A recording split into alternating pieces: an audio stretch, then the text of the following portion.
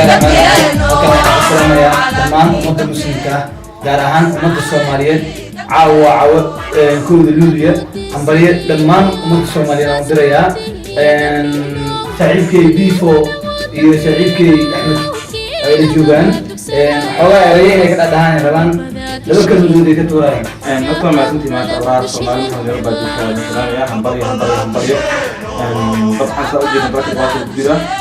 waxaan rajeynayaa insha Allah taala dhibaato dadka u jeedno ka baxo sanadkan sanadkiisa anagoo nabada إن شاء الله تعالى إن نطلقنا كتبات إن شاء الله تعالى مركان عن شدوينا من حوائد تاريخنا وهم إن الله يحاول حولنا له تاريخ كل اللي بيهم شيء. ليس حبوا يروح شيء بعاو نقدر نقرأ وهذين مقسم على التكوين وهذين كانوا تعيش العصور سمعنا له بلدي بل قديس بلدي نلقى الجلال وهذين حسوسنا وهذين كل وهذين حنون عتل بغلاء كان في السماء سيدا وهذين غالي وهذين المدن بغلاء وهذين السمالون هذين كلها حنبايع السمالون بالكتب إذا كانوا حنرجينا إن ندب مدود دون بغلاء السمالة الدوام نل كوكب فرقو وقوي يطمان سمالون بالكتب إن المقدام حنرجين دون كل دم في المدارة كل